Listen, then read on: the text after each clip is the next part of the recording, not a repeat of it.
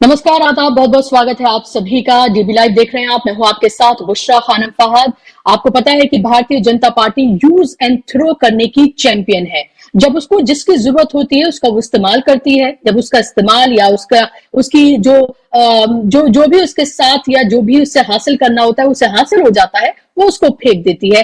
कमोबेश वो यही सब कुछ जो उसके साथ राजनीतिक दल जुड़े हुए हैं, एनडीए में जो हिस्सा रहे हैं, उनके साथ वो यही करती रही है। और एक लंबी फहरिस्त है ऐसी पार्टियों की, ऐसे नेताओं की, जिसको उसने इस्तेमाल किया और इस्तेमाल करके फिर उसने फेंक दिया। और ताजा नाम अब इसमें जुड़ गया है बिहार से पशुपति कुमार पारस का। जी हाँ, आपको पता ही होगा कि पशुपति कुमार पारस जो है वो एनडीए का हिस्सा थे, लेकिन अब इलेक्शन से एन पहले जब सीटों का बंटवारा होना था और जब सीटों का डिस्ट्रीब्यूशन होना था, तो बीजेपी को लगा कि अब पशुपति कुमार पारस जो है उनका काम अब पूरा हो गया है, अब उनकी जरूरत उन्हें नहीं है। तो इसीलिए उन्होंने उन्हें दूध में से मक्खी की तरह निकाल कर फेंक दिया। और उसके साथ साथ उन्होंने चिराग पासवान, जो कि उनके भतीजे हैं, उनको उन्होंने शामिल कर दिया। तो एनडीए ने जो सीटों का बंटवारा बिहार में किया है, जहां से 40 सीटें आती हैं, वहां पर उन्होंने पशुपति कुमार पारस जो हैं, जो केंद्रीय मंत्री भी थे, उनको उन्होंने निकाल कर फेंक दिया। उनको लगा अब उनका काम पूरा हो गया है। 5 सांसद उनके साथ थे। जब रामविलास पासवान का निधन के बाद पार्टी 2 हिस्सों में बट गई थी। एक पार्टी थी जो चाचा जो हिस्सा थे, और दूसरी पार्टी जो एलजेपी थी, वो 2 हिस्सों में बट गई थी। और अब जब नरेंद्र मोदी को, अमित शाह को ये लगा कि पशुपति पारस जो है उनका काम अब पूरा हो गया है, तो उन्हें निकाल कर फेंक दिया। अब पशुपति पारस जो है वो मीडिया के सामने हाजिर हुए। उन्होंने कहा कि वो केंद्रीय मंत्री के तौर पर जो थे, उन्होंने वो उससे इस्तीफा दे रहे हैं क्योंकि उन्हें एक भी सीट नहीं दी गई है। अटकलें ये अब लगाई जा रही हैं कि वो इंडिया का दामन थाम सकते हैं, और उनके अंदर खाने बात चल भी रही है। बात सिर्फ यहीं पर नहीं रुकी है, एक और खबर जो है वो आ रही है, और लगातार ये लग रहा है कि जैसे जैसे इलेक्शन करीब आ रहे हैं, बिहार और महाराष्ट्र में बीजेपी के लिए, एनडीए के लिए मुश्किलों का अंबार खड़ा होता जा रहा है। मैं आपको ये बता दूं कि अली अशरफ फातमी जो हैं, उन्होंने रिजाइन कर दिया है जेडीयू से। और लोकसभा चुनाव से पहले एक बड़ा झटका इसलिए माना जा रहा है क्योंकि जेडीयू के राष्ट्रीय महासचिव हो रहे हैं। 4 बार वो सांसद रहे। हालांकि इससे पहले वो आरजेडी का हिस्सा थे, लेकिन आरजेडी से वो जेडीयू में चले गए थे। लेकिन चुनाव से एन पहले उन्होंने जेडीयू से इस्तीफा दे दिया है, और अब उनके साथ भी अटकलें लगाई जा रही है कि वो भी इंडिया का हिस्सा बनने जा रहे हैं। और जल्द ही जब बिहार में इंडिया की जब सीटों के बंटवारे, सीटों की शेयरिंग का जो फॉर्मूला है वो पटल पर आएगा, तब आप ये देखेंगे कि उन्हें शायद एक सीट जो है वो दी गई है, क्योंकि वो जो सीट वहां पर मांग रहे थे जेडीयू में, एनडीए में, वो उनको वहां पर नहीं मिल रही थी।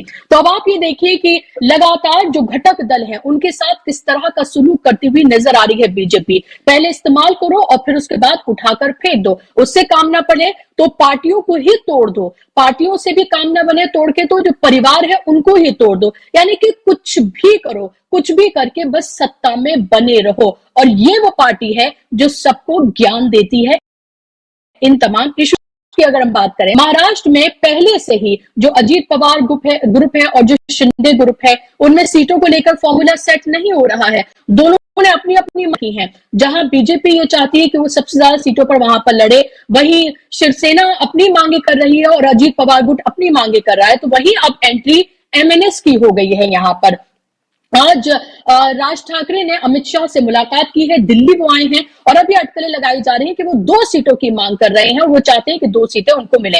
जहां पहले से ही सीट शेयरिंग का फॉर्मूला नहीं सेट हो पा रहा है महाराष्ट्र में, वहां एमएनएस की एंट्री से आप ये देखिए कि किस तरह की खलबली वहां पर मच सकती है। यहां पर महत्वपूर्ण बात यह भी है कि वो 2 राज्य हैं, जिन 2 राज्यों में हमने इंडिया गठबंधन की एक महा रैली देखी, जिस रैली में जन सैलाब उमड़ा। जहां पटना में हमने देखा 10 लाख के करीब लोग उमड़े थे, वहीं राहुल गांधी की जब महाराष्ट्र में उसका समापन हुआ, तो आपने देखा कि वहां पर कैसे लाखों की तादाद में लोग मौजूद थे। वहां पर शक्ति प्रदर्शन किया इंडिया ने अपना। और उसके साथ साथ ये राज्य हैं जहां पर आप ये देखिए कि 5 से 7 चरणों में चुनाव बीजेपी करा रही है, या आप इलेक्शन कमीशन ने इसका अनाउंसमेंट किया है। लेकिन आप समझ सकते हैं, मैंने यहाँ बीजेपी नाम ले दिया है, लेकिन इलेक्शन कमीशन ने उसका अनाउंसमेंट किया। और आपको पता है कि यहां से 88 सीटें, 88 सीटें आती हैं, और बीजेपी एक एक सीट काउंट कर रही है, क्योंकि उसे पता है कि उसने जो एक बड़ा जो एक एक नंबर दे दिया है 370 और 400 पार की जो बात कर रही है, उसे पता है कि वो 200 पार करना भी उसके लिए फिलहाल मुश्किल नजर आ रहा है। और यही वजह है कि वो अपने घटक दलों के सामने भी झुकती हुई नजर आ रही है। अगर नीतीश कुमार को, जिस नीतीश कुमार की पार्टी को खत्म करने के लिए चिराग पासवान को एक तरह से प्लान किया गया था विधानसभा के इलेक्शन में कि कमजोर किया जाए जेडीयू को, उस जेडीयू को अब आप ये देखिए कि उसके सामने झुकती हुई नजर आ रही है बीजेपी। उसको 16 सीटें दी हैं। जिस चिराग पासवान जो अपने आप को मोदी जी का हनुमान बताते हैं, उनसे अब तक फॉर्मूले पर बात नहीं हो पा रही थी, उनको इतनी अहमियत नहीं दी जा रही थी। 5 सीटें उनको दी गई हैं और पशुपति पारस जो है उनको 1 सीट दी गई है और मांझी को 1 सीट दी गई है। और वहीं यही कमोबेश हाल जो है महाराष्ट्र में भी बीजेपी का नजर आ रहा है कि वो घटक दलों के सामने झुकती हुई नजर आ रही है। तो एक तरफ तो मोदी जी का चेहरा, उनकी 56 इंच की छाती, एक अकेला सब पे पारी भारी, लेकिन दूसरी तरफ आप ये देखिए कि अगर सिर्फ मोदी मैजिक से ही काम चल रहा होता तो इन तमाम दलों के सामने बीजेपी को झुकना नहीं पड़ता। जहां एक तरफ बीजेपी ज्यादा सीटों पर बिहार में लड़ना चाहती थी, वहां आप ये देखिए कि उसे 16 सीटें जेडीयू को देनी पड़ रही हैं और वो 16 ने दी हैं, वो नॉर्थ बिहार और सीमांचल के इलाके में सबसे ज्यादा उनको वो सीटें दी गई हैं। आज हम यही समझेंगे कि जिस तरह से बिहार और महाराष्ट्र में एनडीए की स्थिति बनती हुई नजर आ रही है, उसे हमें किस तरह से लेना चाहिए। और पशुपति कुमार पारस जो हैं उन्होंने जिस तरह से इस्तीफा दिया है, वो भी देखने वाली बात है कि आगे वो क्या करते हैं, क्या वो इंडिया में शामिल होते हैं या फिर नहीं। इसी पर आज हम बात करेंगे और उस पर बात करने के लिए मेरे साथ 2 मेहमानों का पैनल जुड़ गया है, जिनका तारुफ मैं आपसे कराना चाहूंगी। आप स्क्रीन पर देख सकते हैं विवेक देशपांडे जी हैं, जो कि महाराष्ट्र से आते हैं, महाराष्ट्र की सियासत, देश की सियासत को बहुत अच्छे से समझते और जानते हैं। विवेक जी बहुत बहुत स्वागत, इस्तकबाल। और अनिल सिन्हा जी मेरे साथ जुड़ गए हैं, जो देश और बिहार की सियासत को बहुत अच्छे से समझते और जानते हैं, जाना माना चेहरा है। दोनों मेहमानों का बहुत बहुत स्वागत, इस्तकबाल। शुरुआत अनिल मैं आपसे करना चाहूंगी, ये जो मोदी जी झुके हैं, जेडीयू को उन्होंने 16 सीटें दे दी हैं और चिराग पासवान को 5 दे दी हैं, छोटे छोटे घटक दलों को भी उन्होंने 1-1 सीट दी है,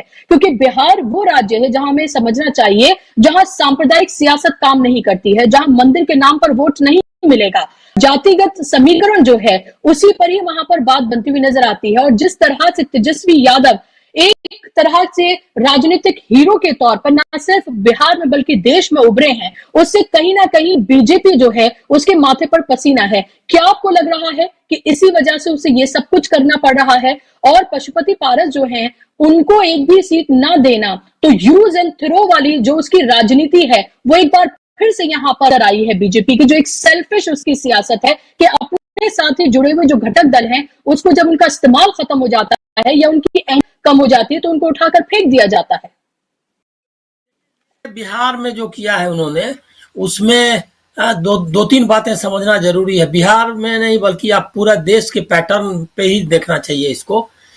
ये पक्का हो गया है कि मोदी जी के चेहरे पर अब चुनाव लड़के जीता नहीं जा सकता है। इसीलिए उन्होंने ये जितने घटक दल हैं जहां तहां सबको जमा किया है। एनडीए देखिए, अभी तक कोई एनडीए नहीं था और चिराग पासवान तो थे भी नहीं उसमें पार्ट एक तरह से, क्योंकि उनको मंत्रिमंडल में लिया था उन्होंने पशुपति पारस को, और वो ऐसे ही बाहर से हनुमान बने हुए घूम रहे थे। यही हालत है सब जितने जो आप देख रहे हैं जहां था। ये एनडीए नहीं है, इंडिविजुअल्स हैं अलग अलग, जिनका की सोशल बेस है, जाति का कुछ आधार है, उसको उन्होंने जबरदस्त लाया है पकड़ पकड़ के। उसके पीछे रीजन ये है कि मोदी और का अपना चेहरा और जो हिंदुत्व का की आइडियोलॉजी है, ये दोनों नाकाम उनके लिए उनको लग रहा है। अब उसका कितना असर होगा हम लोग उसको प्री जज ना करें, लेकिन वो कहीं ना कहीं नाकाम होता हुआ दिख रहा है उनको भी।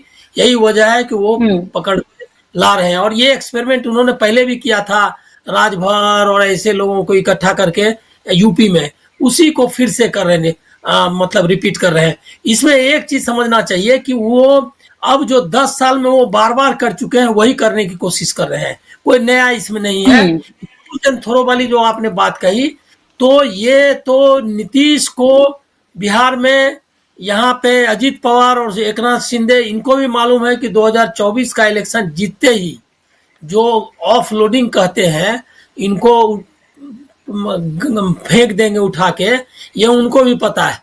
और ये चिराग को भी मालूम है कि उनका 2024 का इलेक्शन जीतने के बाद उनकी क्या अहमियत होगी, ये उनको भी पता है। ऐसे सब लोगों को पता है, सारे लोगों को। ये जो दो फैक्टर्स जो है, जिसके बारे में बिहार में भी है वो, और सब जगह है, दो फैक्टर्स जिसको हम लोग नहीं करते। जैसे आज राज ठाकरे का अलायंस लगभग हो गया है, वहां पर अमित शाह से मिल आए हैं और राज ठाकरे आ जाएंगे, मतलब महाराष्ट्र वाले गठबंधन में, ऐसी उम्मीद की जा रही है। क्यों इतने पहले से अजीत पवार है, एकनाथ शिंदे है, तो उनको क्यों ला रहे हैं? इसी तरह से बिहार में अगर उनके पास एलजेपी करके अगर कोई फॉर्मेशन था तो ऑलरेडी पशुपति पारस उनके साथ थे, लेकिन उन्होंने उनको डंप कर दिया, उनको ले आए। उनको लग रहा है, एक तो ये है कि पशुपति कुमार पारस के साथ एक एडवांटेज और डिसएडवांटेज दोनों है कि वो ऑर्गेनाइजेशन के आदमी रहे। पासवान का जितना ऑर्गेनाइजेशनल स्ट्रक्चर बिहार में रहा है उसको वो देखते रहे हैं, और उनका जो कार्यकर्ताओं पर उनकी पकड़ है। तो ये उनको जिस तरह से मैनिपुलेट करना चाहते उस तरह नहीं कर सकते हैं। चिराग का कोई ऐसा कोई मतलब, वो उन्होंने विरासत हासिल की है, काफी घूमे हैं बिहार में, लेकिन उनका जमीन पे कोई अच्छा वर्कर्स पे पकड़ नहीं है। तो उनको लगा कि उनको मैनिपुलेट करना आसान होगा। अब जहां कैंडिडेट्स हैं 6, उन्होंने जो 5 सीटें उनको दी है वो 6 दे दी है। तो वो जो सीटें हैं, वो सीट पर जो कैंडिडेट जैसे वो चाहेंगे अपना, उनकी सीट छोड़ के बाकी सीट पर तय करेगी बीजेपी कि किसको देना है। तो इसमें 2 फायदा हो गया कि ज्यादातर जो एमपीज थे वो चले गए थे पशुपति पारस के साथ, तो अब वो मैदान खाली हो गया। चिराग के पास सीट दे दी उन्होंने, कैंडिडेट्स वो देंगे, तो कैंडिडेट्स अपने अपने मन से करेंगे। यही हालत मेरे ख्याल में कमोबेश अब आने के बाद पता चलेगा जेडीयू का होने वाला है। जेडीयू में एक चीज अंतर भी एक आ गया है कि जेडीयू जो पहले नीतीश कुमार जो वोट ले लेते थे, सेकुलर लोगों का वोट ले लेते थे, मध्यम वर्ग के मतलब अलग अलग तबकों से अल्पसंख्यकों का वोट ले लेते थे, मुसलमान भी उनके खिलाफ नहीं था, तो अब वो वोट उनके साथ नहीं जाने वाला है। ये पक्का हो गया, ये जो पलटी मारा उन्होंने, इसके बाद नहीं जाने वाला है। तो अब वो कैंडिडेट्स भी जो है 16 के, मैं अब इसी पर देख रहा हूं कि वो 16 कैंडिडेट्स कौन देते हैं। वो क्या बीजेपी से के मन का कैंडिडेट है या जेडीयू के मतलब नीतीश कुमार के अपने इक्वेशन के हिसाब से है? तो ये भी मानना गलत। अब ये थोड़ा अति ज्यादा होगा कहना कि वो झुक गए। उन्होंने बल्कि उन लोगों को फोर्स किया है, जो नीतीश कुमार या इनको ईडी और बाकी के जरिए बहुत सारा है, जितना है। अभी सीता सोरेन चली गई बीजेपी में, अभी का लेटेस्ट न्यूज है झारखंड में, सब जगह वो तोड़ क्यों ला, और वो ला रहे हैं या तो ईडी के सहारे या एक मनी पावर है, जिसके बारे में हम सीधे आरोप नहीं लगा सकते, लेकिन निश्चित तौर पर मनी पावर काम कर रहा है। जेडीयू का पूरा इलेक्शन या जो भी एनडीए जिसको कहता है, जो 40 सीट है उसमें सारी सीटों पर बीजेपी पैसा खर्च करेगी, और यही वजह है कि ये जो उसकी और जो आकर्षण है लोगों का, छोटे छोटे दलों का, उसके पीछे यही रीजन है कि उनका चुनाव का पूरा बोझ जो है वो बीजेपी उठाएगी, जो अभी इंडिया गठबंधन किसी भी हालत में नहीं कर सकती। तो यही वजह है कि ये हुआ है बिहार का। लेकिन इक्वेशन ऐसा हमको डेवलप होता दिख रहा है। तेजस्वी, आपने सही कहा, तेजस्वी एक इमर्ज कर चुके हैं एक लीडर के रूप में। बिहार में अभी उनके बराबर कोई लीडर नहीं है, मतलब नीतीश ने भी अपनी ये खो दी है, मतलब जो उनकी चमक थी वो खो गई है। तो इसीलिए उससे फाइट करने का ये कोशिश कर रहे हैं, लेकिन ये डिफिकल्ट होगा। वहां पर नीतीश वर्सेस तेजस्वी नहीं होगा, बल्कि तेजस्वी राहुल गांधी के वर्सेस मोदी होगा। जी बिल्कुल। एक और सवाल इसी से जुड़ा हुआ, और एक करेक्शन मैं करना चाह रही थी, मैंने गलती से पशुपति पारस बोल दिया। उनको एक सीट मिली है, पशुपति पारस के तो हाथ खाली है और यही वजह तो इंडिया का से शायद उनकी बातचीत जो है वो शुरू हो गई है, जो वहां महागठबंधन है उससे बातचीत उनकी शुरू हो गई है और जाहिर सी बात है वो उधर जा सकते हैं अगर उनको जो डिजायर सीट है अगर वो मिल जाती है या वहां उनकी दाल अगर गल जाती है, अगर ऐसा कुछ पॉसिबिलिटीज बन जाती हैं। और उसके साथ साथ उपेंद्र कुशवाहा जो हैं अनिल जी, वो 3 सीटें मांग रहे थे और उनको 1 सीट मिली है। नाराजगी वहां पर भी है अभी, ऐसा उनके साथ जो दल है अभी उनको पूरी तरीके से मना लिया। खबर ये भी है कि जेडीयू को जो सीटें दी जा रही हैं, जेडीयू उससे खुश नहीं है क्योंकि जो सिटिंग जो उसके एमपीज है वो सीट उसकी चेंज की जा रही है और वहां से बीजेपी के कैंडिडेट्स या घटक दल हैं उनके मन मुताबिक वहां से वो कैंडिडेट जो है वो खड़े किए जाए। जेडीयू भी खुश नहीं है और उपेंद्र कुशवाहा भी खुश नहीं है। और तीसरी बात, अली अशरफ फातमी जो है, जो कि एक बड़ा चेहरा है बिहार का, वो 4 बार सांसद रह चुके हैं एंड चुनाव से पहले। अगर ऐसे वक्त में जब आपने बीजेपी का दामन थाम लिया, जब आपको पता है पहले से अल्पसंख्यक आपसे दूर चले जाएंगे, एक बड़ा मुस्लिम चेहरा जो कि पार्टी का महासचिव है, 4 बार का एमपी रह चुका है, वो अगर छोड़े तो ये कितना बड़ा डेंट है। डेंट है ये डेंट, लेकिन लग चुका था। फातमी अगर उधर रहते भी ना तो कोई फायदा उनको नहीं होने वाला था। अब इधर आने से फातमी के लिए बेहतर हो गया, वो सही जगह आ गए क्योंकि वो काफी ये है, मतलब पॉपुलर लीडर है अपने इलाके में, और वो आ गए तो इससे एक बेनिफिट ये हो गया कि उनकी अपनी क्रेडिबिलिटी रह जाएगी। जेडीयू का कोई क्रेडिबिलिटी जेडीयू की रह नहीं गई है अल्पसंख्यकों के बीच। मैं सिर्फ इतना ही जोड़ना चाहूंगा कि जहां तक नीतीश जी का सवाल है, तो अब देखना यह है कि 2024 के इलेक्शन तक कितना पतन उनका होता है, राजनीतिक पतन, मतलब विचारधारा के स्तर पर यह देखना है। क्या कि वो भी क्या हिंदुत्व के बारे में हिंदुत्व वाली भाषा बोलने लगते हैं, क्योंकि उन्होंने अभी 15 साल तक एक क्रेडिट उनको जरूर देना पड़ेगा कि जो हिंदुत्व की जो आइडियोलॉजी है उसको फैलने के लिए उन्होंने कोई ऐसा काम नहीं किया जिसकी वजह से अल्पसंख्यक मतलब डर महसूस करें। उन्होंने ऐसा कोई काम नहीं किया जिससे कि हिंदुत्व की जो नैरेटिव है, अयोध्या की नैरेटिव है, श्री राम टेम्पल और तुष्टिकरण फलना, ये सब इस नैरेटिव को ताकत मिले। तो ये सब काम एक सेकुलरिज्म, मतलब बीजेपी में रहते हुए भी उनकी इस बात के लिए जरूर तारीफ की जानी चाहिए कि उन्होंने एक कॉमनल स्टेट के रूप में तब्दील करने की जो ख्वाहिश थी आरएसएस की, उस ख्वाहिश को उन्होंने पूरा नहीं होने दिया। लेकिन अब क्या ये 2024 का इलेक्शन चूंकि एकदम क्लियर कट डिवाइड है, एक तरफ कॉमनल ऑथोरिटेरियन मतलब जो तानाशाही वाली और सांप्रदायिकता वाली ये है राजनीति है, दूसरी तरफ लोकतंत्र और धर्मनिरपेक्षता और प्रो पीपल राजनीति है, कॉर्पोरेट बनाम प्रो पीपल। तो इस राजनीति में वो बीच का रास्ता जो अभी तक उन्होंने निकाल के रखा था वो निकाल रख पाएंगे या इसी भाषा में, क्योंकि जिस तरह से उन्होंने बेगूसराय और औरंगाबाद की सभाओं में मोदी जी के सामने अपना मतलब समझिए कि हमारे कहते हैं कि टोपी पैर में रख देना, तो उन्होंने जिस तरह से उनके पैर में टोपी रख देना, कहता है ना कि मेरी आबरू बचा लीजिएगा, टोपी आपके पैर में है, तो वो पुराना बिंब मुझको ध्यान आता है। तो वो क्या टोपी जिस तरह से रख दी, तो भाषा भी क्या उसकी अपना लेंगे वो, तो ये उनकी भी परीक्षा है। उनका तो जो लोकप्रियता है उनकी या उनका जो वोट कैचिंग कैपेसिटी वो तो कम हो ही गई है, लेकिन क्या वो ये अपना व्यक्तिगत छवि जो इतनी कम से कम कुछ हद तक बची हुई रही है उसको भी गिरा लेंगे, वो देखना है। जी बिल्कुल, आपके पास मैं लौटूंगी और बात महाराष्ट्र की भी कर लेते हैं क्योंकि महाराष्ट्र से 48 सीटें आती हैं और महाराष्ट्र में अभी बात करते हैं तो इंडिया काफी मजबूत है। हाल ही में वहां पर जिस तरह से समापन हुआ भारत जोड़ो न्याय यात्रा का और उसके बाद वहां पर रैली हुई और इंडिया ने अपनी ताकत दिखाई, वहां जिस तरह के भाषण हुए, जिस तरह का जोश लोगों में नजर आया, उसने एक कड़ा मैसेज जरूर दिया है। लेकिन उसके साथ साथ अगर एनडीए की हम बात करते हैं, एनडीए में पहले से ही एक अजीत गुट है, शिंदे ग्रुप है, अब राज ठाकरे उसमें शामिल हो रहे हैं, बीजेपी पहले से ही है, यानी कि 4 पार्टियां।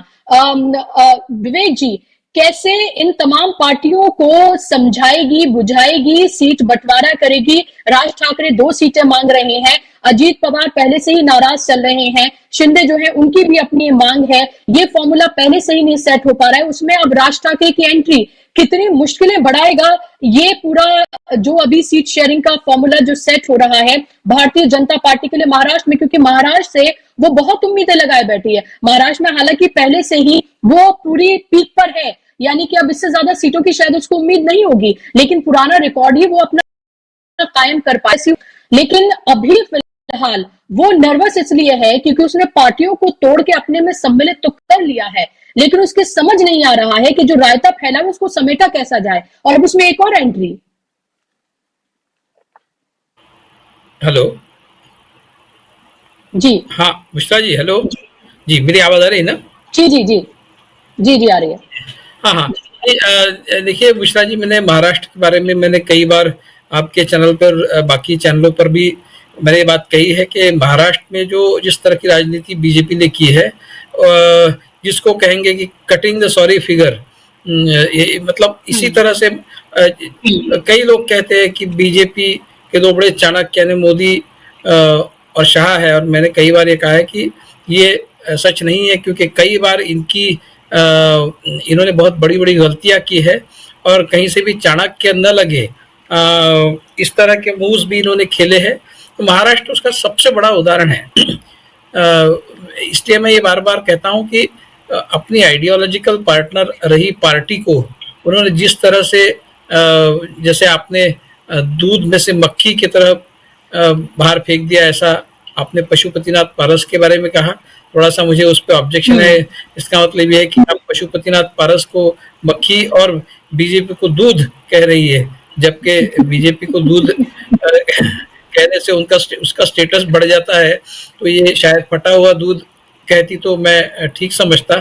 एनीवे, तो ये जिस तरह से उन्होंने शिवसेना को अपने जो आइडियोलॉजिकल पार्टनर था उनका, जो हिंदुत्व वाली पार्टी थी, अगर आप हिंदुत्व वाली पार्टी को 2.5 साल का मुख्यमंत्री पद देने से इनकार कर देते हैं इस बात पर कि भाई हमने ऐसा कोई वादा नहीं किया था, मेरा कहना यह है कि अगर आपने वादा न भी किया तो भी बाद में अगर वो मांगते हैं तो आपको देने में प्रॉब्लम क्या है? वो तो हिंदुत्व वाले हैं।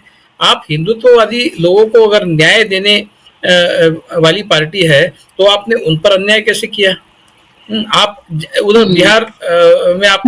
बिहार में आपने जेडीयू के जो नीतीश कुमार है उनको 5 साल मुख्यमंत्री बनाया। उनका तो आपका आइडियोलॉजिकली कुछ भी नहीं है, जैसा अभी अनिल जी ने कहा कि नीतीश कुमार ने 5 साल कम्युनल पॉलिटिक्स बिहार में आने नहीं दिया।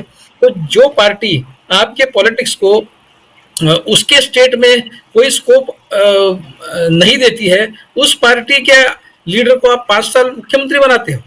और जो पार्टी आपके साथ आइडियोलॉजिकली अलाइंड है और वो आपकी विचारधारा उसकी विचारधारा एक जैसी है और आपका उसका पुराना 25-30 साल पुराना संबंध है, उसको आप कहते हो कि आपको मुख्यमंत्री पद नहीं मिलेगा। तो ये जो एक तो ढोंग भी है इनका, ये ढोंगी तो है ही है, मतलब वो उनका मेनस्टे है, यानी उनके पॉलिटिक्स का मेनस्टे है। तो उस तरह से अगर वो शिवसेना को उखाड़ बाहर फेंक सकते हैं जो उनका आइडियोलॉजिकल पार्टनर है, तो बाकी लोगों का क्या हश्र होगा? बस सीधी सी बात है। तो उसी तरह से अब नीतीश कुमार को उन्होंने इसलिए अपनाया कि नीतीश कुमार की बहुत ताकत बिहार में है और जो कास्ट वाला इक्वेशन है वो फैसिलिटेट करता है, इसलिए बिहार में उनको साथ में लेना जरूरी है। लेकिन महाराष्ट्र में अभी चौथा पार्टनर जब वो साथ में ले रहे हैं राज ठाकरे, तो उसके पीछे कारण ये है कि राज ठाकरे जो शिवसेना उद्धव ठाकरे का जो मराठी वोट है, उस मराठी वोट को वो काटेंगे, ऐसा उनका मानना है कि भाई शिवसेना की तरफ जो मराठी लोग झुके हुए हैं वो राज ठाकरे की तरफ आएंगे, क्योंकि अभी उनके पास एक ऑप्शन तैयार हो गया है, तो वो राज ठाकरे के पास आएंगे, ऐसा बीजेपी को लगता है। हालांकि बात यह है कि मनसे का कोई बहुत पॉलिटिकली कोई पावरफुल पार्टी वो है ही नहीं, उनका ज्यादा से ज्यादा इन्फ्लुएंस है नासिक जैसे एरिया में या फिर कल्याण वगैरह इस एरिया में है, बाकी पूरे महाराष्ट्र में देखा जाए तो कहीं नहीं। 2009 में उनके कुछ 13-14 चुनकर आए थे लेजिस्लेटर्स और वो जाकर उसमें एक पे सिमट गए।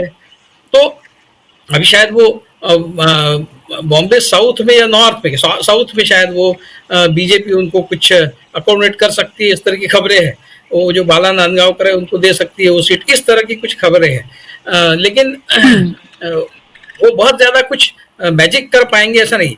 लेकिन चूंकि बीजेपी को 370 का आंकड़ा पार करना है, उनको हर एक सीट के लिए वो फूक फूक कर पाव रख रहे हैं, हर एक सीट के लिए वो मेहनत कर रहे हैं कि भाई किसी भी तरह से क्योंकि 370 अगर नहीं आती है और वो 300 पर ही सिमट जाते हैं तो मोदी जी की नाक कटेगी। और मोदी जी इस तरह का अपमान जो है वो सहन नहीं कर सकते। वो तो उनकी जो कुछ भी बात है वो अगर झूठ साबित हो जाए, मतलब इस तरह का जो दावा है वो झूठ साबित हो जाए तो उनकी नाक कट जाएगी। तो हर एक सीट के लिए वो जी जान लगाकर कोशिश कर रहे हैं कि वो अपने इसमें कर ले, अपने बस में कर ले वो सीट। इस तरह से पूरा हर जगह बिहार में वही चल रहा है और महाराष्ट्र में वही चल रहा है। लेकिन देखिए महाराष्ट्र में उनको शिवसेना को छोड़ने के बाद जो सारी सर्कस करनी पड़ी उसके चलते उन्होंने उनका जो उनकी साख तो वो गंवाई बैठे। बीजेपी महाराष्ट्र में साख है वो खत्म हो चुकी है। और फिर जिस तरह से करप्ट लीडर्स को उन्होंने अपने पार्टी में लिया है, महाराष्ट्र कोई हिंदी बेल्ट का स्टेट नहीं है जहां पर मोदी जी कुछ भी कहे और बीजेपी कुछ भी करे तो भी सारा आंखों पर है। वो पैसा भी खा ले, कोई करप्शन भी कर ले तो भी एक बार हमने मोदी जी को चुन लिया है तो हम मोदी जी को ही वोट देंगे, ऐसा महाराष्ट्र की हिस्ट्री नहीं है। महाराष्ट्र एक प्रोग्रेसिव स्टेट रहा है जहां पर लोग बिल्कुल भेड़ चाल की तरह नहीं सोचते हैं। तो वो और बाकी जो दो फैक्टर्स है, एक महत्वपूर्ण फैक्टर यह है कि दलित जो है पूरे देश में, सिर्फ महाराष्ट्र की बात नहीं है, महाराष्ट्र में तो काफी स्ट्रांग फैक्टर है दलित फैक्टर जो है वह देखिए जिस तरह से मुसलमान अपने आप को प्रताड़ित महसूस कर रहा है, मुसलमान अपने आप को अनसेफ महसूस कर रहा है पूरे देश में, उसी तरह से दलित भी कर रहा है। ये एक जो बात पूरे दलित समाज में फैल गई है कि ये तो संविधान बदलने वाले हैं, ये तो बाबा साहब का संविधान पूरा बदलने वाले हैं और उसको हिंदू राष्ट्र के लिए जिस तरह से सुटेबल हो उस तरह का एक संविधान वो बनाने वाले हैं। इस तरह की बात पूरे दलित समाज में फैल गई है। दूसरी तरफ मुसलमान जो है वो इस बात को अभी भली भांति समझते हैं कि अगर हिंदू राष्ट्र बनेगा, अभी ऑलरेडी मतलब अभी पिछले 10 साल में वो जो कुछ भी उन्होंने साइन किया है, जब हिंदू राष्ट्र पूरी फुल फ्लो में बनेगा, बीजेपी के पास एक बहुत ही ज्यादा ब्रूट मेजोरिटी आ जाएगी, उस समय तो मुसलमान ये समझता है कि उसकी हालत बहुत ही खस्ता होने वाली है। आज जो है तो कुछ भी नहीं है और बहुत ज्यादा उसको सहन करना पड़ेगा। तो एक तरह से पूरे देश में दलित और मुस्लिम समुदायों में एक जो डर का माहौल है उसके चलते बीजेपी को पता नहीं है कि शायद एक अंडरकरंट हो सकता है जो उनके खिलाफ बहुत स्ट्रांगली काम कर रहा है। और ये सारे फैक्टर्स जो इंडिया अलायंस एक अच्छा एक अलायंस बनकर उभरा है पिछले 1-1.5 महीने में, जो क्रिस्टलाइज हुआ है वो इस तरह से, तो वो एक फैक्टर एंटी इनकम्बेंसी तो है ही 10 साल की, और ये दलित मुस्लिम वाला जो फैक्टर है मुझे लगता है ये जो अंडर करंट है ये कहीं ना कहीं महाराष्ट्र में भी काम करेगा, ये बिहार में भी काम करेगा। बिहार में भले ही नीतीश कुमार ने कम्युनल पॉलिटिक्स को कोई स्कोप नहीं दिया हो, लेकिन दलित और मुस्लिम समाज तो वहां पर भी है, और वो वहां का मुस्लिम समाज ये तो नहीं सोचेगा कि नहीं बिहार के मुसलमान तो सेफ है, बाकी जगह के मुसलमानों को कुछ भी होता है तो क्या फर्क पड़ता है, ऐसा सोच के वो नीतीश कुमार के साथ चले जाएंगे, ऐसा मुझे नहीं लगता। पूरे देश का मुसलमान, देश का दलित समाज हाथ है। जिस तरह से बनारस हिंदू यूनिवर्सिटी में मनुस्मृति ये एक विषय रखा गया है अभी, मतलब मनुस्मृति की तारीफ चल रही है, और जो एक डर पहले से था कि ये मनुस्मृति लाएंगे, कॉन्स्टिट्यूशन को बाजू में रखेंगे और मनुस्मृति लाएंगे, वो सच साबित होता हुआ दिखाई दे रहा है। उसके चलते मुझे लगता है कि एक अंडर करंट मोदी सरकार के खिलाफ बना है जो काम करेगा। ये सारे जो जिस तरह के सर्वेज आप देख रहे हैं ना, कहाँ से ये सर्वेज जो है वो जिस तरह के लोग चुनते हैं पूछने के लिए, तो क्या वो दलित समाज में गए हैं, क्या वो मुस्लिम समाज में गए हैं, क्या वहां से उन्होंने एक फील लिया है, ऐसा नहीं है। तो यही सी वोटर जो 1 महीना पहले बीजेपी अलायंस को महाराष्ट्र में एकदम 26 सीटें दे रहा था, वो भी कह रहा है कि 40-45 के ऊपर चला गया है। तो 1-2 महीने में ऐसा क्या हो गया महाराष्ट्र में कि बीजेपी अलायंस को एकदम 20 से ज्यादा सीटें बढ़ गई है। तो ये सारा खेल बीजेपी की तरफ से खेला जा रहा है, परसेप्शन का खेल खेला जा रहा है। हालांकि नीचे जो परसेप्शन है वो कुछ अलग है, वो दिखाई नहीं दे रहा है, सतह पर दिखाई नहीं दे रहा है। लेकिन जिस तरह से राहुल गांधी की यात्रा में मुंबई में भीड़ जुटी है, वो तो कोई मोदी के समर्थक तो नहीं है वहां उनको देखने, और सिर्फ राहुल गांधी को देखने के लिए तो भीड़ में गए नहीं, वो तो वोटर होंगे ही, वो तो वोट करेंगे ही। हाँ, तो मुझे लगता है कुल मिलाकर परिस्थिति बदल रही है, लेकिन जो तथाकथित जो पॉलिटिकल एक्सपर्ट्स है वो उसको भापने का प्रयास नहीं कर रहे हैं, वो इंटेलेक्चुअली सरेंडर हो चुके हैं इस एक नैरेटिव के समक्ष, जो ये कह रहा है कि भाई मोदी जी का तो कोई चैलेंज ही नहीं। इस तरह से एक जो बात लोगों ने एक्सेप्ट कर ली है, वो तो इमरजेंसी में भी था। इंदिरा गांधी ने जो इमरजेंसी लगाई थी, लोग तारीफ कर रहे थे, जो ट्रेनें वक्त पर चल रही है, बसें वक्त पर चल रही है, लोग दफ्तरों में वक्त पर जा रहे हैं, लोगों के काम हो रहे हैं, बहुत अच्छा हो रहा है। कोई किसी सर्वे में ये भी आ रहा है कि डिक्टेटरशिप चाहिए लोगों को। अभी ये नए सर्वे कोई मैंने कहीं भाई डिक्टेटरशिप चाहिए, तो उस समय भी लोगों को अच्छा लग रहा था ये सब, लेकिन लोगों ने इंदिरा गांधी को उखाड़ कर फेंक दिया। तो ये बीजेपी के साथ बिल्कुल हो सकता है, मोदी जी के साथ। इस मुगालते में न रहे कि जो कुछ भी वो कर रहे हैं सर पर लोगों ने रखा है, ऐसा नहीं है।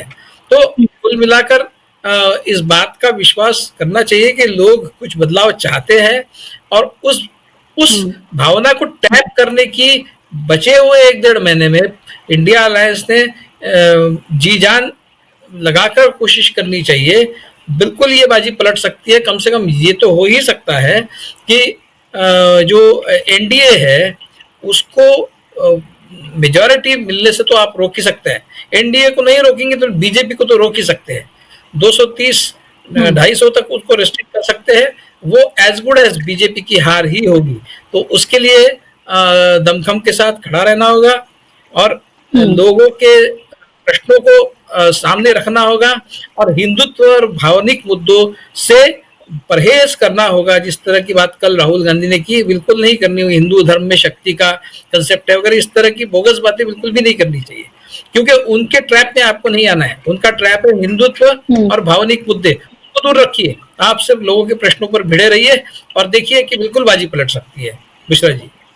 जी बिल्कुल, जाहिर सी बात है, बहुत महत्वपूर्ण बात है आपने कही। और सबसे महत्वपूर्ण बात, जो लोग एक बोगस, एक बहुत ही निचले स्तर का जो एक एनालिसिस करते हैं, खुद को पॉलिटिकल एनालिस्ट और पत्रकार क्या कहते हैं कि मोदी ही आएगा, उनके मुकाबले कौन है, ये तो आप किसी से भी कहेंगे, किसी से जिसको बिल्कुल नहीं पता है, जिसको एबीसीडी भी नहीं पता होगी राजनीति की, उससे ही पूछेंगे तो शायद वो भी यही जवाब देगा। तो उसमें आपका क्या, कौन सा एनालिसिस हुआ? जो एक अंडर करंट है उसको नहीं भाप पा रहे हैं ये लोग, उसको नहीं देख पा रहे हैं, उसको बीजेपी समझ रही है।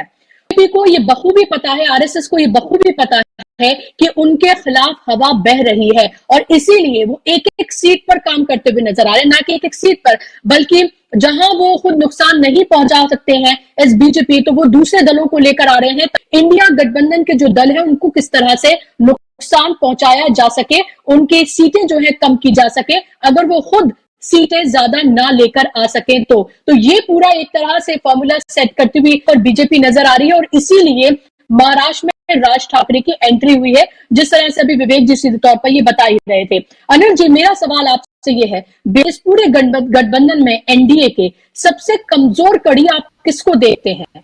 कौन है सबसे कमजोर कड़ी? गठबंधन में जो कमजोर कड़ी जो आप कहेंगी, तो मेरे ख्याल में वो खत्म, मतलब बाहर है। जैसे नीतीश सबसे इसके कमजोर कड़ी थे, वो साबित हो गया। अभी के हिसाब से काफी स्ट्रॉन्ग बन गया है। कोई आप सबका बहुत मतलब इम्पोर्टेंस है। एक कमजोर कड़ी अगर मान सकते हैं आप, तो मान सकती हैं, तो मुझको लग रहा है क्या कि इसको ममता बनर्जी को, जो कि बार बार दिखा रही है। लेकिन ममता बनर्जी का भी मामला ऐसा है कि जो बंगाल की जो स्थिति है उसके हिसाब से मुझको लगता नहीं है जी। अनिल जी, मैं यहाँ पर मैं पूरे इंडिया गठबंधन के लिए, मैं सिर्फ बिहार के पर्सपेक्टिव से बात कर रही हूँ। एनडीए की अगर हम बात करते हैं, एनडीए के जो दल शामिल हैं, उनमें आपको क्या लगता है? नीतीश को भले ही 16 सीटें दे दी हो, लेकिन अभी भी नीतीश एक कमजोर कड़ी ही है, क्योंकि बीजेपी मजबूर हुई है कि उनको 16 सीटें दी जाएं। लेकिन जिस तरह से जी एनडीए की जगह आपने शायद मेरे ख्याल में इंडिया गठबंधन का नाम ले लिया, इसीलिए मैं बोल रहा था। जी। ये एनडीए में वहां सब कमजोर कड़ी ही है। वहां बीजेपी भी खुद कमजोर कड़ी है, इस हिसाब से कि बीजेपी का नेतृत्व, जो बीजेपी क्या हुआ है, वहां सब इंपोर्टेड लीडर्स के हाथ में उन्होंने दे दिया। अब बीजेपी करके, बीजेपी देखिए सबसे, इसको इस तरह ठीक से समझिए कि बिहार में बीजेपी अपना कोई नेतृत्व नहीं पैदा कर पाई, कोई लीडर नहीं है। सुशील कुमार मोदी उसके आखिरी लीडर थे जिनकी एक अपनी मतलब वजूद जिनका जिसको कहिए या लोकप्रियता या जो भी उनका एक प्रेजेंस था उसको उन्होंने साइड लाइन कर दिया। इसके बाद बीजेपी जैसे आरएसएस एबीवीपी ये कैडर से निकला हुआ एक भी लीडर नहीं है। संजय जायसवाल हो चाहे अपने सम्राट चौधरी हो, जितना नेता आप देख रहे हैं वो सब नेता बाहर से इंपोर्ट किया हुआ है। बीजेपी की सबसे बड़ी फेलियर है कि वो कोई वहां लीडरशिप नहीं बना पाई। तो अब खुद ही एक बड़ी एनडीए की सबसे कमजोर कड़ी बिहार में खुद बीजेपी है। इसके अलावा अब नीतीश हैं। अब नीतीश समझिए कि अपनी क्रेडिबिलिटी अब बचा नहीं पाएंगे। जिनकी खुद की विश्वसनीयता नहीं रही वो किस तरह से लोगों को कॉन्फिडेंस दिला पाएंगे। अब वो नीतीश ये कहने वाले हैं जिस तरह से उन्होंने 2 भाषण में किए हैं कि मोदी जी ही सबके पालनहार हैं। ये बिहार की जनता एक्सेप्ट नहीं करेगी। मैं आपको बता दूं बिहार कम से कम ये क्या कहते हैं आर्थिक रूप से एक विपन्न राज्य है, लेकिन राजनीतिक और इतिहास संस्कृति के रूप में बहुत ही संपन्न है। मतलब उसमें मैं नहीं जाऊंगा। मतलब बुद्ध से लेकर के अभी तक जो भी आप भारत का इतिहास देखते हैं उसका आधा बिहारियों ने बनाया है।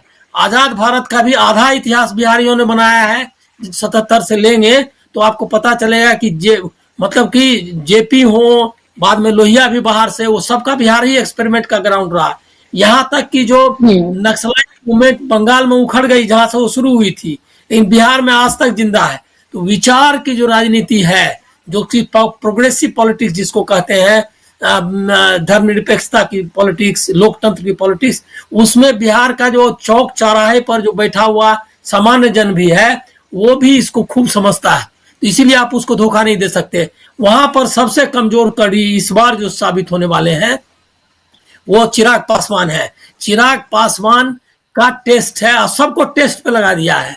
जेडीयू का टेस्ट है, उसके बाद एलजेपी का टेस्ट, सबको टेस्ट पे लगा दिया है क्योंकि उनको बचेंगे या नहीं। और 2024 के बाद इसमें से कई गायब हो जाएंगे, ये भी आपको मैं बता रहा हूँ। गायब हो जाएंगे मतलब जेडीयू का कोई चांस नहीं है, बात कोई उसका वजूद नहीं रहने वाला है। एलजेपी में भी एलजेपी इस रूप में नहीं रह पाएगी। चिराग पासवान की वो हैसियत, वोट काटने की भले ही हैसियत रही हो, उनकी वो हैसियत नहीं है कि वो एक पार्टी रामविलास पासवान की तरह चला पाए। पासवान जी इसीलिए चला पाए, रामविलास पासवान, इस किसी को मालूम है या नहीं बताऊं, 67 से वो मतलब 67 में नहीं या 69 में वो एमएलए बन गए थे मेरे ख्याल में, 67 या 69 में। समाजवादी आंदोलन के बहुत ही ये नेता थे। 77 में जो सब ज्यादा वोटों से जीतने वाले मेरे ख्याल में पहला आदमी थे या तीसरा नंबर पर थे वो पूरे देश। तो और उसके बाद भी वे कंसिस्टेंटली देश भर में, जो कांसीराम के बाद और मायावती से थोड़ा सा कम मानिए, दलित राजनीति के चेहरा थे। इस वजह से, और ऐसा नहीं था कि सिर्फ दलितों को का उनके पास दूसरे लोगों का भी समर्थन था, उनको सब मानते थे। बहुत ही प्रशासक के रूप में, मतलब एक अच्छे सांसद के रूप में उनकी छवि थी। तो इसलिए वो चला पाए। चिराग पासवान को अभी सिद्ध करना है। 5 साल में इसने क्या किया? 5 साल में एक सांसद के रूप में भी कोई इमेज नहीं बना पाए। हनुमान करते रहने से थोड़ा ही है। और बीजेपी के पैसे से उन्होंने कैंडिडेट्स खड़े किए और बिहार में वोट गिरा दिए सब। निश्चित तौर पर पासवान जी की मौत के बाद एक थोड़ा सा सहानुभूति भी मिला उनको, तो उसका वो उन्होंने फायदा उठाया। और वो लोग भी देख रहे थे कि कैसा लीडर है, ऐसा कुछ नहीं कर पाए जिसकी वजह से एस्टेब्लिश हो। तो उनके पास, एनडीए के पास कोई जो एलाइज कहते हैं वो कुछ नहीं। एलाइज का डिसरप्शन का एक ये है, मतलब कैपेबिलिटी है कि इसके वोट गिरा दो, उसके वोट, अपना कुछ नहीं है। और जेडीयू, मुझको नहीं लगता कि जेडीयू का जो, देखिए जेडीयू के बारे में मैं आपको बताता हूं, जो कि 16 सीट है, 17 इनका है, 16 उसका, जो सबसे बड़ा पार्टनर है उनका। उनके लोगों का, जो उनके दल के लोग हैं, उनको इस बात की बेहद चिंता है कि इसके बाद ये पार्टी रहेगी या नहीं रहेगी, तो ये क्या होगा। तो और विधानसभा चुनाव में तो तक नीतीश जी क्या करेंगे, मतलब क्या होगा उनका। और नीतीश जी को निश्चित तौर पर अगर वो जीत कर आते हैं तो भी बीजेपी उनको हटा देगी, जीत कर नहीं आई तो भी आपस में मारामारी करके निकल जाएंगे वो। तो इसीलिए वहां सबसे अनिश्चितता है। इसी तरह जो पासवान इसके चिराग के साथ लोग हैं, उनको भी लग रहा है क्या कि चिराग का क्या होने वाला है। तो वो भी पशुपति कुमार पारस में अपना भविष्य देखें या न देखें, वो देखेंगे। पासवान एक काफी मिलिटेंट कम्युनिटी है बिहार में, दलितों में सबसे मतलब आक्रामक जिसको कहते हैं, एग्रेसिव और पॉलिटिकली ताकतवर, और ये एक हिसाब से भी मतलब संख्या बल में भी सबसे बड़ी ये है। तो उसके लिए चुनौती है क्या कि पासवान इसको चुना जाए नहीं। तो इसीलिए कई लीडर अगर ठीक से अगर आरजेडी ने खेला अगर अपना कार्ड, आरजेडी और बाकी दलों ने, अगर पासवान कम्युनिटी के अच्छे उनके पास हैं, कम लेफ्ट में बहुत सारे पासवान के लीडर्स हैं छोटे छोटे, तो वो लीडर सबका अगर ठीक से उन्होंने संयोजन किया तो पासवान कार्ड जो ये चलाना चाहते हैं वो नहीं चलेगा। मैं आपको सिर्फ बता देता हूं क्या कि ये चाहते हैं, ये अमित शाह जो फार्मूला उन्होंने यूपी में किया वो लगाना चाहते हैं। इसमें प्रॉब्लम क्या है कि इस फार्मूला को कर नहीं सकते। यहाँ ये बिहार और यूपी में अंतर है, वहां उन्होंने जातियों को जोड़ लिया, जाति नेताओं को इसके आधार पर कर लिया। बिहार में इस तरह से आप नहीं कर सकते। बिहार में पॉलिटिक्स भी एक फैक्टर है, विचारधारा भी एक फैक्टर। एक चीज और मैं कहूंगा, महाराष्ट्र के बारे में जरा ये मतलब ऐड कर दूं इनका। इन्होंने कहा कि मराठी वोट काटने के लिए मतलब उनका शिवसेना का, उसमें एक और फैक्टर है। बिहार महाराष्ट्र में एक स्ट्रॉन्ग, मेरा जो अंदाजा है, मराठी अस्मिता का नारा इस बार खूब जम के उठने वाला है। गुजराती लॉबी बहुत, आप देखेंगे कि कई यूट्यूब चैनल्स पे गुजराती लॉबी के नाम से ही इनको पुकारा जाता है, अमित शाह और इनको क्या कहते हैं मोदी को। तो ये एक स्ट्रॉन्ग फैक्टर है। महाराष्ट्र में एक भावना तो जरूर रही है, महाराष्ट्र में आपस में मतलब राजनीतिक लड़ाई हो, लेकिन इस तरह की लड़ाई कभी नहीं रही है। जब शरद पवार भी थे तो मनोहर जोशी से ऐसा कोई दुश्मनी के का, या बाला साहेब ठाकरे से कोई दुश्मनी हो, जॉर्ज फर्नांडिस शिवसेना के एकदम खिलाफ थे, लेकिन दोनों आपस में व्यक्तिगत रूप से दोस्त थे। तो महाराष्ट्र में एक इस तरह का जो मतलब सौम्य और विनम्रता की राजनीति है वो रही है। उस संस्कृति को उन्होंने नष्ट कर दिया, घर घर में फूट डालने की कोशिश की है। तो एक मराठी अस्मिता का जब ये नारा चलेगा ये महाराष्ट्र में, तो काउंटर करने के लिए एक ऐसा आदमी जो राज ठाकरे बोल सके कि मी मराठी मानुस है और ये वो कर सके, लेकिन जमेगा नहीं, क्योंकि उनका कार्ड 2019 में तो उन्होंने इतनी सभाएं की, 2019 ही ना, जो कि वो कहते हैं लगाते थे बहुत बड़ा स्क्रीन और उसमें कहते हैं लाओ तो मतलब वीडियो दिखाओ, तो उस वीडियो दिखा के और खूब सभाएं में लोग भी आए, लेकिन जीरो, कुछ नहीं हुआ उनका। तो वो अपना एग्जॉस्ट कर चुके हैं। दूसरा मैं आपको एक चीज और बता दूं महाराष्ट्र का, कि पॉलिटिक्स में जो उन्होंने किया है गड़बड़, जो मेरी नजर में, जिसको कि विवेक उसको ठीक समझाएंगे। देखिए क्या किया उन्होंने।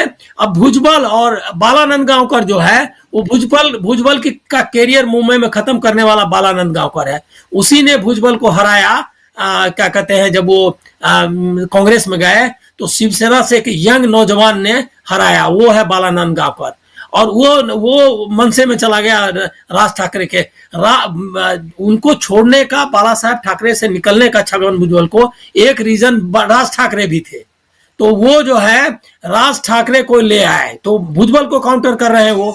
इसी तरह से अजीत पवार को ला करके उन्होंने एकनाथ शिंदे को काउंटर करने की कोशिश की। ये सबको एक दूसरे को काउंटर करा रहे हैं। तो वो लोग इतने बेवकूफ तो नहीं है, उनको समझ में आ रहा है कि कौन किसके लिए। और ईडी एक फैक्टर है, राज ठाकरे को भी ईडी बुलाया था और उसके बाद से ही वो बहुत ये थे, वो क्रिटिकल थे, लेकिन उन्होंने अपनी आलोचना बंद कर दी। जी बिल्कुल, बहुत महत्वपूर्ण बातें आपने यहाँ पर कही है। और संक्षेप में मैं विवेक जी से इसका जवाब मैं चाहूंगी। विवेक जी, क्या आपको लग रहा है कि चाहे हम शरद पवार की बात करें, उद्धव ठाकरे की बात करें और कांग्रेस की बात करें, क्योंकि अशोक चौहान वहां से चले गए, क्या सिंपैथी वोट और सिंपैथी वेव क्या इन पार्टियों की तरफ जाती हुई नजर आ रही है कि इनके साथ धोखा हुआ है? इनकी ना सिर्फ पार्टी तोड़ी गई, इनके ना सिर्फ एमएलए और अपने तरफ लिए गए, बल्कि पार्टी के सिंबल्स तक भी छीन लिए गए। जो पार्टी, जो चेहरा, जिस सिंबल, जिस चेहरे से जाना जाता था, वो सिंबल ही छीन लिया गया, चेहरा बचा है। तो ये एक चैलेंज उनके सामने है और उस चैलेंज को बखूबी शरद पवार ने तो एक्सेप्ट किया है। क्या आपको लग रहा है वो एक सिंपैथी वेव जो है वो उनके फेवर में जा सकती है और ये एनडीए के अगेंस्ट जा सकती है कि उन्होंने धोखा किया है, छल किया है और उसके बाद ये सरकार बनाई है जो कि जोड़ तोड़ की सरकार है और लगातार उसमें जोड़ तोड़ अभी भी जारी है? फैक्टर की बात तो हम काफी दिनों से कर ही रहे हैं, और इस तरह के जो जमीनी स्तर से जो रिपोर्ट्स आ रहे हैं उसमें यही पता चलता है कि ये सारी की सारी सिंपथी जो है वो उद्धव ठाकरे और शरद पवार की तरफ गई है, और अभी भी जो काडर है वो बहुत ज्यादा चिपका नहीं है उनसे। थोड़ा बहुत फर्क तो पड़ेगा ही, मतलब अजीत पवार के पास 40 के करीब उनके पास एमएलए है, इनके पास भी उतने ही, उससे ज्यादा थोड़े से है एकनाथ शिंदे के पास, तो उससे फर्क तो पड़ता है, नहीं ऐसा नहीं है। और लेकिन जो तुम्हारा जो मतदाता है वो किस तरफ है ये सबसे महत्वपूर्ण। आपके पास एमएलए भले ही हो, लेकिन आपको मत देने वाले जिन्होंने एमएलए को चुनकर दिया है, क्या वो लोग एक बड़ी तादाद में फिर से उनके साथ खड़े रहेंगे? इस तरह के चिन्ह वहां पर नहीं है। यही ग्राउंड रिपोर्ट्स हमको मिल रहे हैं कि ज्यादातर जो उनके मतदाता है वो एक तो उद्धव ठाकरे के पक्ष में अपना मत देंगे, और इधर एनसीपी जो शरद पवार वाली है उधर सारा शरद पवार की तरफ जाएगा। तो लेकिन फर्क नहीं पड़ेगा ऐसा नहीं। ये हो सकता है कि 10 में से 3 लोग या 4 लोग इनको वोट दे और 6 लोग अभी भी ओरिजिनल पार्टी को वोट दे, ये हो सकता है। वो कितना आंकड़ा रहेगा हम बता नहीं सकते, लेकिन ज्यादातर लोग जो है वो ओरिजिनल पार्टी की तरफ ही जाएंगे। वो ज्यादातर में कितने 60% 70% इसका अंदाजा लगाना मुश्किल है, लेकिन ज्यादातर लोग उनके ओरिजिनल पार्टी की तरफ उनका झुकाव रहेगा, ये बात सच है। और ये जो अभी अनिल जी ने कहा वो महत्वपूर्ण फैक्टर है कि गुजरात लॉबी वाला मामला भी बहुत चलेगा। ये भी और ये तो इस तरह से ये द्वंद्व बनाने की कोशिश भी उद्धव ठाकरे की तरफ से हुई है, और इवन इनसे भी शरद पवार के पार्टी की तरफ से हुई है कि ये मतलब औरंगजेब वर्सेस शिवाजी इस तरह की लड़ाई है, मतलब महाराष्ट्र वर्सेस दिल्ली, यानी शिवाजी वर्सेस औरंगजेब, इस तरह से वो इस तर्ज पर ढलने की भी कोशिश हुई है। तो और गुजरात के साथ में जो पुराना एक इतिहास है, जो मुंबई महाराष्ट्र के साथ कर दिया गया था, उस समय गुजरात और महाराष्ट्र के बीच में जो भी तनाव था, तो ये गुजराती लॉबी जो है वो महाराष्ट्र को फिर से नीचा दिखाने की कोशिश कर रही है। इस तरह की बातें, इस तरह का एक विमर्श महाराष्ट्र में चला है। वो कितना ताकतवर है मुझे पता नहीं, लेकिन इस तरह का विमर्श चला है। और वो अगर ये मराठी फैक्टर की बात चलेगी तो वो भी विमर्श, मुझे लगता है उसको काउंटर करने के लिए वो विमर्श भी बहुत ताकत के साथ सामने आएगा। और वो इसलिए वो जो मराठी फैक्टर वाला जो है उसको नलीफाई करने के लिए ये जो विमर्श है ये काम करेगा, ऐसा मेरा भी मत है। मैं ये कई पैनल डिस्कशन में कह चुका हूँ कि गुजरात लॉबी का महाराष्ट्र पर जो शिकंजा महाराष्ट्र पर उन्होंने कसा है वो एक फैक्टर महाराष्ट्र में है ही, इससे इनकार नहीं किया जा सकता।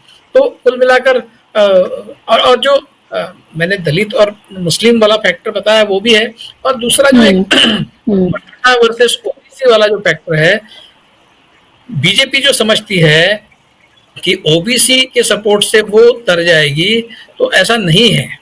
ओबीसी समाज जो है वो भी असमंजस में है, और वो जिस तरह से मराठाओं को रिजर्वेशन देने की बात हो रही है और ओबीसी के कोटा के अंदर से देने की बात हो रही है, न तो मराठा पूरी तरह से बीजेपी के साथ जाएंगे न ओबीसी जाएंगे। ओबीसी तो उनका एक स्ट्रांग पॉइंट है महाराष्ट्र में, जो उन्होंने सालों साल ओबीसी बनाई है, वो अगर कमजोर हुई है इस बार मराठा रिजर्वेशन के मुद्दे पर, तो वो फैक्टर भी बीजेपी लेड अलायंस के साथ अगेंस्ट में काम करेगा, ऐसा मुझे लगता है। तो मतलब आप देखेंगे तो odds are stack against the NDA alliance. उनके पक्ष में बहुत सारी बातें हैं, ऐसा नहीं दिख रहा है, अगेंस्ट में बहुत सारी बातें महाराष्ट्र में चल रही है, और उनके फेवर में एक मोदी फैक्टर छोड़ दिया जाए तो बाकी कुछ भी नहीं है, बाकी कुछ नहीं है इंडिया अलायंस के फेवर में। इसलिए महाराष्ट्र में उनकी नैया जो है वो पार होगी, इस बार 40 के पार होगी। इस तरह के कोई चिन्ह आज तो हमें दिखाई नहीं दे रहे। आने वाले 1-1.5 महीने में क्या होता है, 5 फेजेस में अगर आपकी महाराष्ट्र में स्थिति कमजोर है, इसलिए तो आप 5 फेज में इलेक्शन कर रहे हैं, आपको माइक्रो मैनेज करना है। नहीं तो कभी महाराष्ट्र में 5 फेज में इलेक्शन इससे पहले कभी नहीं हुए।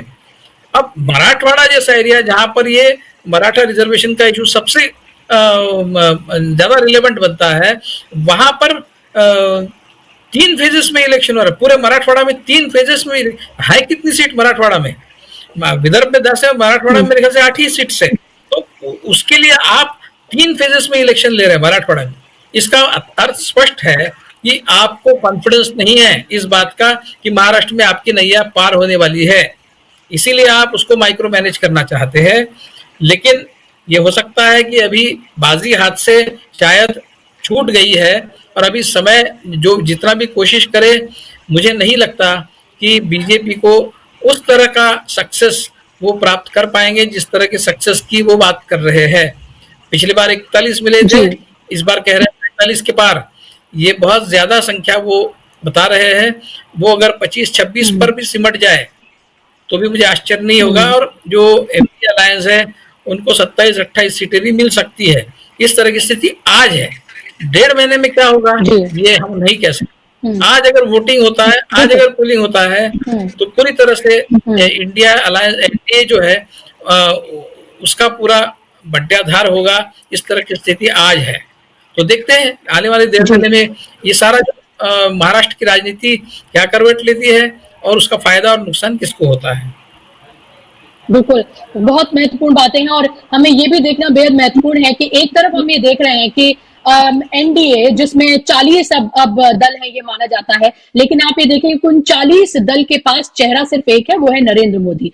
लेकिन जब हम इंडिया की बात करते हैं तो इंडिया के पास चेहरों की कमी नहीं है। बिहार की बात करें तो तेजस्वी जैसा नेता उनके पास है, महाराष्ट्र की बात करते हैं तो उनके पास उद्धव ठाकरे हैं, शरद पवार हैं वहां पर उनके पास, और कांग्रेस के भी बड़े नेता वहां पर मौजूद है। इसी तरीके से उत्तर प्रदेश की अगर हम बात करें तो अखिलेश यादव जैसा चेहरा उनके पास है, और उसके साथ साथ उत्तर प्रदेश में कांग्रेस के भी कई बड़े चेहरे, खुद राहुल गांधी भी वहां पर मौजूद हैं। इसी तरीके से तमाम जगहों पर पैन इंडिया अगर हम बात करते हैं तो हर जगह, चाहे साउथ की हम बात करें, तेलंगाना की बात करें, तमिलनाडु की बात करें, केरला की बात करें, तमाम जगहों पर वहां के अपने स्टेट के बड़े चेहरे मौजूद हैं। और वहीं अगर एनडीए की बात करते हैं तो नरेंद्र मोदी हैं वहां पर, और जाहिर सी बात है इसी वजह से आप ये देखिए कि उत्तर प्रदेश में 7 चरणों में चुनाव कराया जा रहा है, महाराष्ट्र में 5 चरणों में कराया जा रहा है, वेस्ट बंगाल में 7 और बिहार में भी 7। यहां से अगर हम टोटल कर लें तो लगभग 210 सीटें यहां से आती हैं। पर कहानी जो है बीजेपी की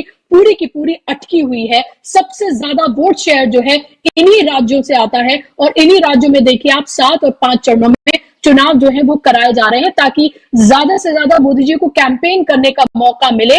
और जब एक फेज का चुनाव एक राज्य में हो रहा हो और दूसरे राज्य में, उसी राज्य में जब दूसरे चरण का चुनाव हो, तो वहां पर जाकर वो कैंपेन करें, और फिर पूरा मीडिया तो मौजूद ही है उनकी थाली और ताली बजाने के लिए और उनको दिखाने के लिए। तो ये चैलेंज इंडिया गठबंधन के पास है कि उनको पता है कि उनके पास टीवी मीडिया नहीं है, और उन्हें कितनी और मेहनत और शिद्दत से मेहनत करने की जरूरत है ताकि वो एक बड़े और स्ट्रॉन्ग चैलेंजर के रूप में लोगों के सामने पेश आए, और उसके साथ साथ लोगों को लगे कि ये एक बड़ा ऑल्टरनेटिव है। अगर वो मोदी नहीं चाहते हैं तो वो इंडिया गठबंधन की तरफ जा सकते हैं। ये पूरा क्रिएट करने की जरूरत है। अभी वक्त है, लेकिन वक्त की कमी भी है। बहुत शुक्रिया आप मेहमानों का कार्यक्रम का हिस्सा बनने के लिए, अपना कीमती वक्त देने के लिए, और शुक्रिया आप तमाम दर्शकों का भी कार्यक्रम का लिए। आज के कार्यक्रम में बस ज्यादा से ज्यादा कार्यक्रम को, इन विचारों को तक शेयर करिए, ताकि लोगों को ये पता चले कि असल में टीवी से इतर देश में क्या हो रहा है। आज के कार्यक्रम में बस इतना ही। नमस्कार।